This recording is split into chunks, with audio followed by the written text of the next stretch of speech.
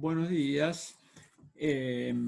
Como recordarán, habíamos visto la clase anterior en los principios del procedimiento administrativo y un breve pantallazo sobre el procedimiento administrativo en sí. Bueno, hoy vamos a adentrarnos en forma un poco más extensa sobre el procedimiento administrativo.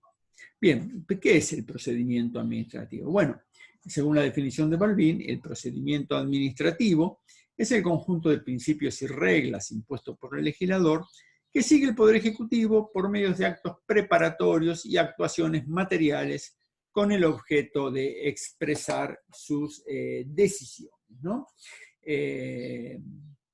Dentro del procedimiento administrativo podemos distinguir entre meros procedimientos de formación de actos, procesos impugnativos y reclamativos, realmente por parte de los particulares, y aquellos que se refieren a procedimientos de control, ¿no? El procedimiento, el expediente, vamos a decir, el procedimiento se desarrolla a través del expediente administrativo, así como el proceso judicial se materializa justamente en un expediente.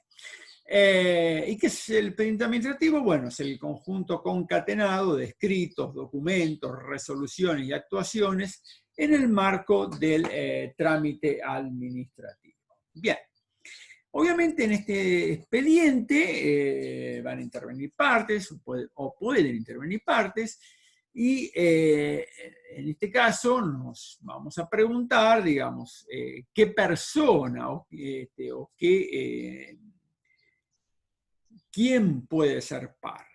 Y puede ser parte toda persona que invoque un derecho subjetivo o interés legítimo a tenor de lo que expresa el artículo 3 del reglamento de la Ley Nacional de Procedimientos Administrativos, ¿no? Es decir, van a ser partes, como decíamos, toda persona que invoque un derecho subjetivo o interés legítimo, pero también aquellos a los que el acto a dictarse pueda afectar sus derechos subjetivos o interés legítimo, por presentación espontánea o citación de oficio si la administración advierte su existencia.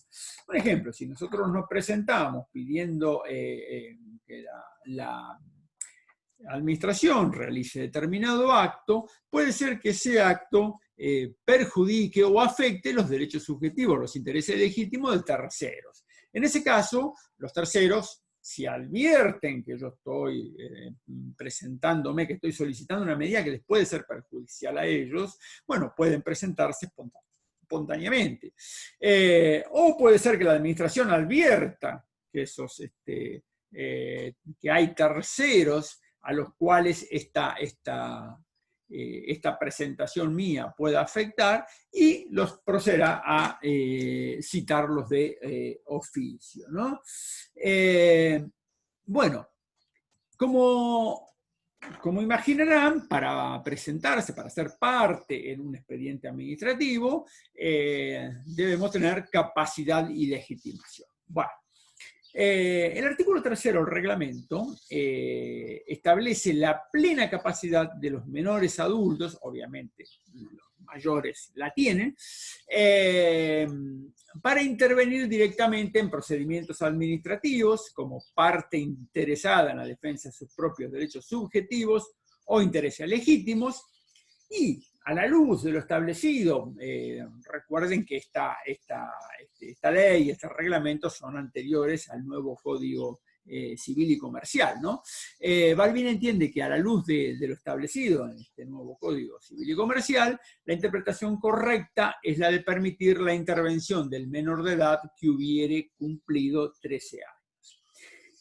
En cuanto a los incapaces, y tal cual lo establece el Código Civil y Comercial, que son los menores de 13 años, los inhabilitados y los incapaces, deben actuar por medio de sus representantes. Igual solución cabe dar a los penados, es decir, aquellos condenados con condena firme, que están inhabilitados según la disposición del Código Penal, ¿no? Bien, obviamente tendrán que actuar con representación. O por medio de sus representantes. Bueno, ¿cómo se inicia? Obviamente, ¿cómo intervenimos en un expediente? ¿Cómo intervienen las partes? Bueno, mediante escritos. Y esos escritos tienen formalidades que están contenidas en el artículo 15 y subsiguientes del decreto 1759/72. Recuerden que cuando hablamos de los principios del derecho administrativo, hablábamos de la informalidad en beneficio del administrado únicamente, no del Estado.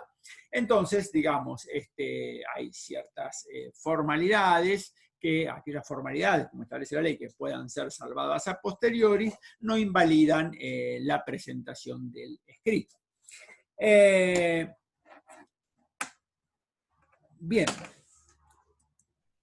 Bueno, obviamente también las medidas o los actos preparatorios los actos que la administración considere deben ser notificados, o obviamente la decisión final, ¿no? Con más razón debe ser notificada. Bueno, las notificaciones son el instituto por el cual se da a conocer determinadas piezas o actuaciones de la administración de un modo cierto y fehaciente que importe un conocimiento cierto del acto por parte del destinatario. Bien, ¿qué actos deben ser notificados, ¿no? Dice, como bien expresa Gordillo, deben ser notificados todos los actos que estén destinados a producir efectos respecto de una persona física o jurídica, porque así lo establece expresamente el reglamento, ¿no? Como dice Gordillo, el reglamento establece en el medio de una aparente enunciación puntual una fórmula completamente general que parece correcto. Y dice, justamente dice el reglamento, ¿no? Deben ser notificados todos los actos que en alguna medida afecten derechos subjetivos o intereses legítimos, ¿no? La notificación, tal cual también lo establece el reglamento, debe incluir, o sea, debe transcribir íntegramente el acto, incluyendo la parte resolutiva y la motivación y la enunciación completa y fiel de los medios de impugnación, como igualmente si el acto dictado agota la vía administrativa. Es decir, ya no tenemos oportunidad de impugnar el acto en sede administrativa y debemos, si es que continúa nuestra intención, acudir a sede judicial, ¿no? Bueno, ahora, ¿qué pasa si la notificación ha incumplido estos requisitos, ¿no? Los ha omitido? Bueno, en este caso tenemos que dividir o considerar por separado aquellos casos en que las omisiones se refieren a la parte resolutiva o a la motivación de aquellas omisiones que se refieren a los recursos que pueden interponerse contra el acto notificado o la falta de indicación que el acto agota la vía administrativa. Bueno, en el primer caso, es decir, cuando se ha omitido los antecedentes, o sea, la motivación me refiero, ¿no? Si se ha omitido la motivación o la parte resolutiva, bueno, estas omisiones ocasionan la invalidez absoluta de la notificación, la invalidan. En cambio, si la omisión se refiere a los recursos que puedan interponerse, recursos administrativos obviamente, o al agotamiento de la vía administrativa, bueno, en ese caso la solución del reglamento, la solución es distinta.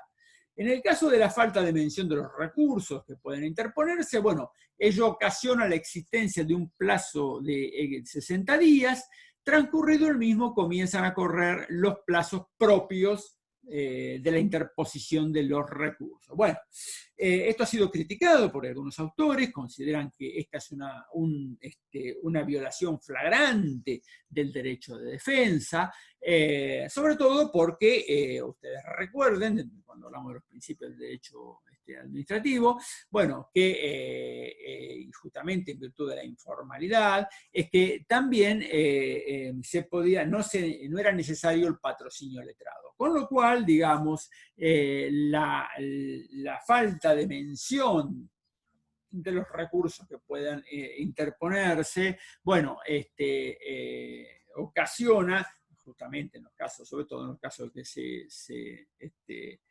carece de patrocinio letrado, ocasiona, digamos, un serio perjuicio al administrado. Sin embargo, bueno, esta es la solución que ha dado el reglamento y en general la seguida por la jurisprudencia. Lo mismo ocurre cuando se ha omitido la indicación de que el acto agota la vía administrativa, ¿no? En este caso, comienza a correr un plazo de 90 días, transcurrido el mismo, digamos, comienza a su vez a correr el plazo para interponer la demanda judicial. Bueno, como les decía, por ejemplo, Gordillo es un crítico de esta disposición. Sin embargo, también, como les decía antes, esto, digamos, ha sido seguido por la jurisprudencia, con lo cual, si ustedes como abogados el día de mañana deben aconsejar a alguien respecto de esta situación, bueno, digamos, yo diría, tomen en cuenta la disposición legal, ¿no?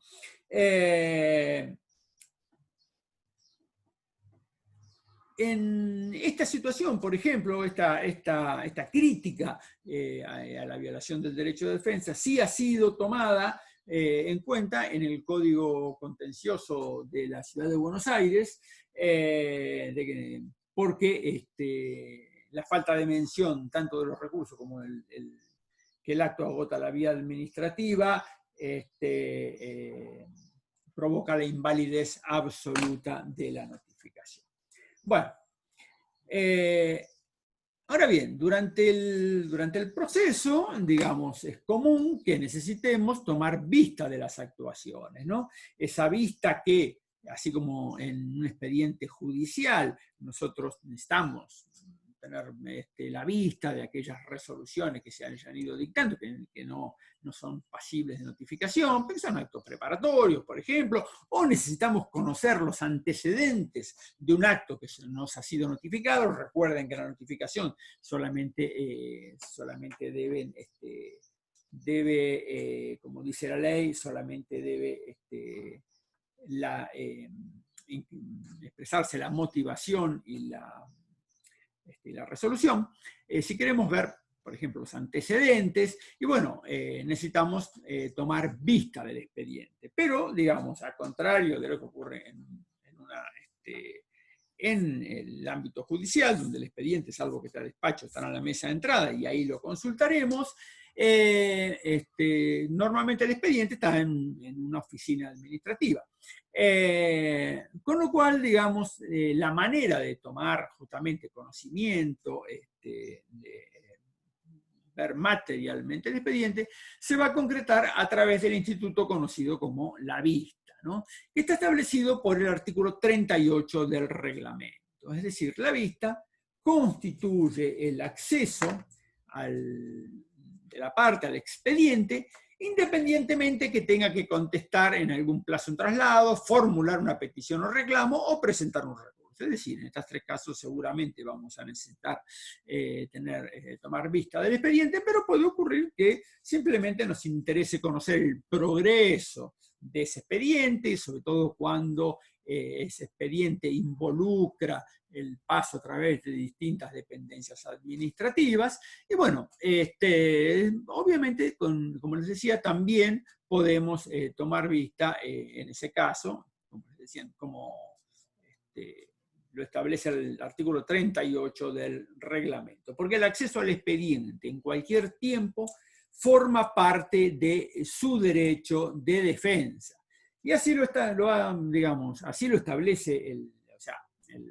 lo ha establecido en dictámenes el Procurador del Tesoro de la Nación, que ha dicho, mejor dicho, que la vista forma parte de la garantía constitucional de la defensa en sede administrativa, justamente el tener acceso a las actuaciones en las cuales se ha dictado el acto que afecta a los derechos del recurrente, y que es una obligación constitucional de la administración el otorgar vista de las actuaciones que afectan a un administrado, ¿no?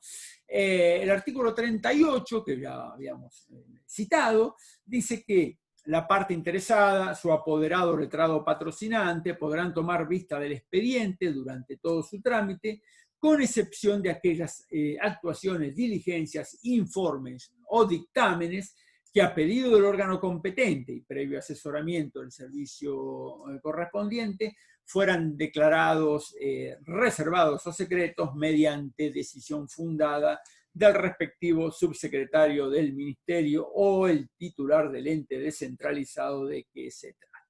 Bien, dice también el artículo 38 que el pedido de vista puede ser o podrá hacerse verbalmente y se concederá sin necesidad de resolución expresa al efecto en la oficina en que se encuentra el expediente, aunque no sea en la mesa de entradas o receptoría. Es decir, si nosotros vamos, no necesitamos ir a la mesa de entrada, sino que eventualmente podemos concurrir a la dependencia, si es que sabemos la dependencia donde está, donde se encuentra el expediente, podemos concurrir y verbalmente solicitar la vista del expediente, que debe ser dispuesta por el funcionario, ¿no? Esto, digamos, es justamente una petición informal. Ahora bien, obviamente la petición puede ser escrita, ¿no? Bueno, y será concedida obviamente también en forma escrita y debe ser también notificada. Pero puede ocurrir también que nosotros pidamos un plazo, que la parte pida un plazo para tomar conocimiento del expediente.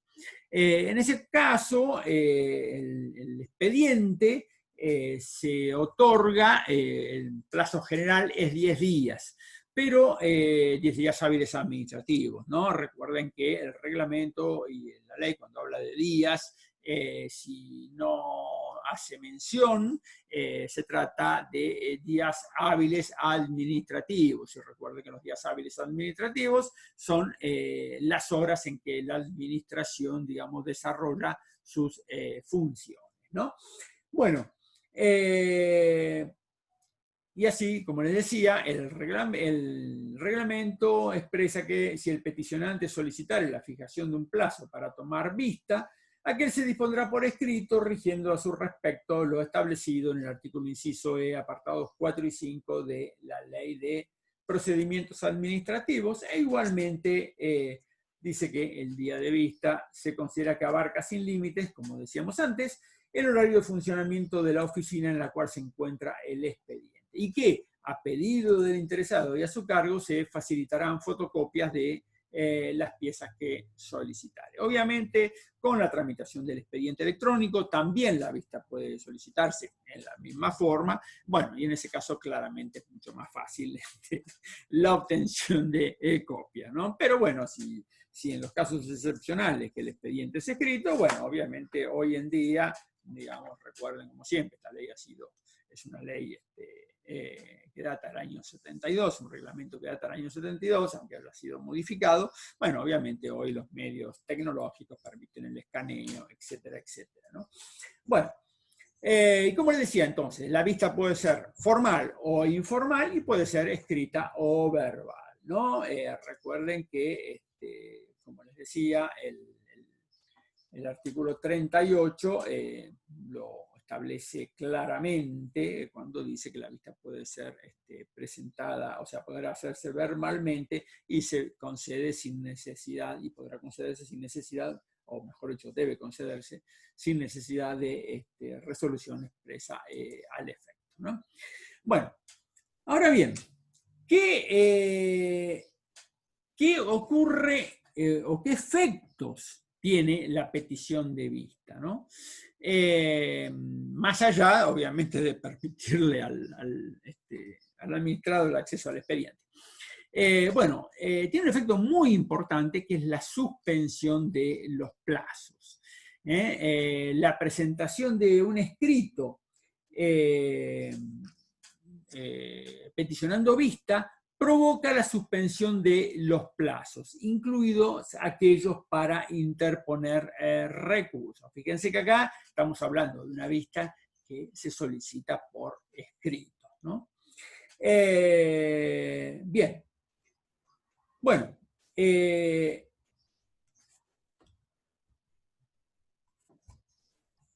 esto está establecido, por ejemplo, en el artículo 76 del reglamento. Bueno, en la provincia de Buenos Aires no existe una disposición expresa al respecto, pero sí, digamos, o sea, en la ley de procedimientos administrativos, ¿no? Tanto en la ley de procedimientos administrativos como en la ley de procedimiento, o la ordenanza que rige el procedimiento administrativo en sede municipal.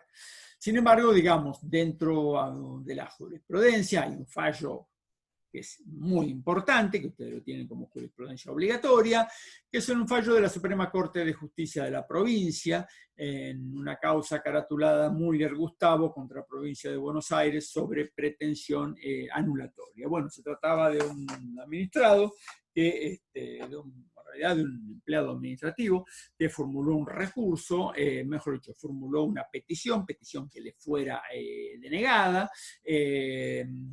presentó un pedido de vista y, digamos, corriendo el plazo de ese periodo de vista, fenecieron los términos para establecer para interponer el recurso, con lo cual, digamos, cuando interpuso el recurso, ese recurso fue denegado por haberse presentado fuera de término.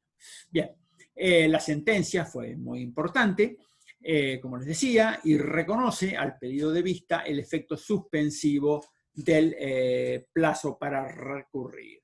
En principio, como lo dice la Corte, porque justamente se violaba los principios del debido proceso adjetivo, en especial el de la defensa. Les recomiendo que lo lean, no es demasiado extenso, pero es interesante, bueno, fundamentalmente, digamos, por este establecimiento del efecto suspensivo de la interposición del pedido de vistas. Bueno,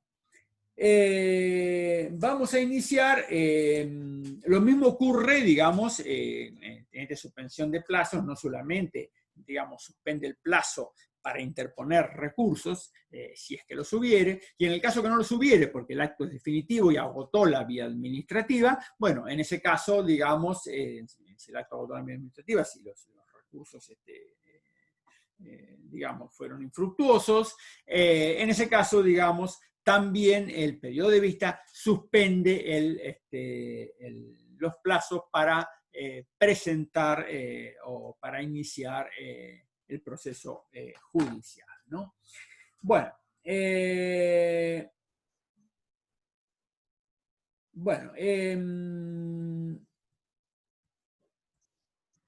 en cuanto al tiempo durante el cual la administración debe conceder el plazo, como les decía, el artículo 38 del reglamento, digamos, remite a la ley y entonces el plazo será en consecuencia de 10 días hábiles administrativos, pero el interesado puede pedir ampliación antes del vencimiento o la administración establecerla de oficio, ¿no?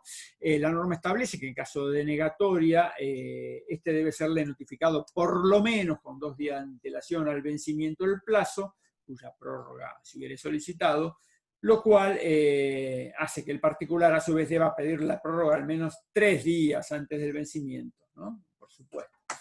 Bueno, los plazos.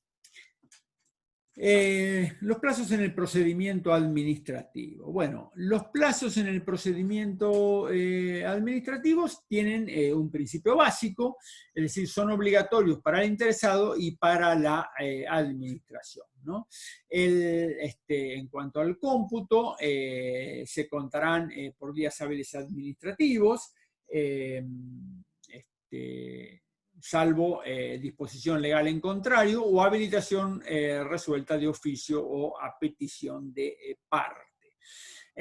Normalmente, también como lo establece el artículo primero, el plazo general es 10 días, y recuerden que los días y horas hábiles administrativos son aquellos en que la administración atiende al público, ¿no? Pero existe igualmente un plazo de gracia, que es el de las 2 primeras horas hábiles del día siguiente al vencimiento del plazo. Hago en este momento un breve paréntesis y me refiero, porque olvidé mencionarlo, creo que olvidé mencionarlo, cuando hablamos de los escritos, en cuanto a las formalidades que están establecidas por el reglamento. Recuerden también que digamos, uno de los principios del procedimiento es la informalidad en favor del administrado, de tal modo que si los escritos y la formalidad de los escritos no son esenciales y pueden ser salvadas a posteriori, bueno, en ese caso aún el escrito se admite, ¿no? Bueno, ahora, como dice Gordillo, dice que quiere decir de aquellos, porque como el plazo, digamos, comienza a contarse a partir del día siguiente en el cual el acto ha sido dictado, ¿no? o la actuación se ha concretado. Como dice Gordillo, dice que hay que decir de aquellas situaciones que no son infrecuentes, en que por cualquier causa la administración tiene asueto a partir del mediodía o media tarde. Por ejemplo, es común que si el 24 de diciembre cae en día hábil, se decrete un asueto a partir del mediodía, y lo mismo ocurre con el 30 de diciembre, ¿no? Y en algunas otras ocasiones también se decretan estos asuetos durante el transcurso de la jornada administrativa, o que afectan, digamos, la integridad de la jornada administrativa. Entonces, dice Gordillo, bueno, obviamente en ese caso el término hay que considerarlo prorrogado, y no por tantas horas como fue el asueto, sino por el día hábil entero, ¿no? Bueno, es de destacar también que se trata de días hábiles administrativos, como decíamos, como lo establece el artículo primero, ¿no? Y esta aclaración, o sea, y esta aclaración, que son días hábiles administrativos, es importante porque deben recordar que, digamos, días de la feria judicial, por ejemplo, en enero, son hábiles para la administración, ¿no? Es decir, son días hábiles. Y por lo tanto los términos siguen corriendo, ¿no? Y a la inversa puede ocurrir, digamos, que haya días hábiles judiciales y que sin embargo haya días de asuntos administrativos que obviamente no pueden contarse para los plazos. Es decir, recuerden siempre este principio básico. Los días los plazos se computan por días hábiles administrativos, salvo, obviamente, que digamos que la ley, hay una disposición legal en contrario, o haya una habilitación de oficio, resuelta de oficio o a petición de parte. Bueno, como les decía, esto tiene un plazo de gracia de 2 horas el día posterior al vencimiento del plazo, ¿no? Bueno, también como decía, como dice la ley, hay casos en los cuales existen otros plazos porque están dispuestos expresamente mayores a 10 días. Por ejemplo, el artículo 25 fija un plazo del decreto reglamentario, fija un plazo de 90 días hábiles judiciales en ese caso. No establece un plazo de 90 días hábiles administrativos, sino un plazo de 90 días hábiles judiciales, ¿no? Bueno, y ese mismo artículo, justamente el 25, es el que permite que los interesados presenten escritos en las 2 primeras horas hábiles del siguiente día. Bueno, los actos pueden interrumpirse o suspenderse. Se suspenden por cualquier actuación ante el órgano o por el pedido de vista. Y se interrumpen, es decir, recuerden que la suspensión significa que una vez finalizado o ocurrido el acto suspensivo, se recomienza el cómputo. Lo cual no ocurre en el caso de la interrupción, ¿no? Entonces, como decíamos, se suspenden por cualquier actuación ante el órgano y por el pedido de vista. Y se interrumpen por la suspensión de los recursos, ¿no? En cuanto al reglamento dice que la mera presentación de un pedido de vista, por ejemplo, suspende el curso de los plazos sin perjuicio de la suspensión que cause el otorgamiento de la vista, ¿no? Porque obviamente nosotros ofrecemos vista, peticionamos vista y en ese momento se suspenden los plazos. Y la administración puede que transcurran 2, 3 días o más hasta que nos otorga la vista. Entonces, y nos otorga la vista por un plazo, supongamos, si es que hemos pedido plazo, por un plazo que normalmente de 10 días, aunque como habíamos visto, podía ser superior. Entonces, bueno, esos 10 días también deben computarse, es decir, no solamente vamos a suspender los plazos desde que peticionamos la vista, sino que a eso tenemos que adicionarle luego los plazos los plazos para tomar vista que nos haya dado la administración. Normalmente va a ser el de ley, 10 días, pero eventualmente, como les decía, puede ser más si como vimos, si el particular, si la parte ha pedido la ampliación o la administración la ha establecido de oficio. Finalmente, vamos a hablar de la prueba, pero como nuestra capacidad de subir archivos al Moodle es relativamente pequeña, vamos a cortar aquí para evitar lo que pasó en mi primera clase, que no pude subir la clase entera, es decir, el video, ¿no? Bien. Vamos a finalizar aquí.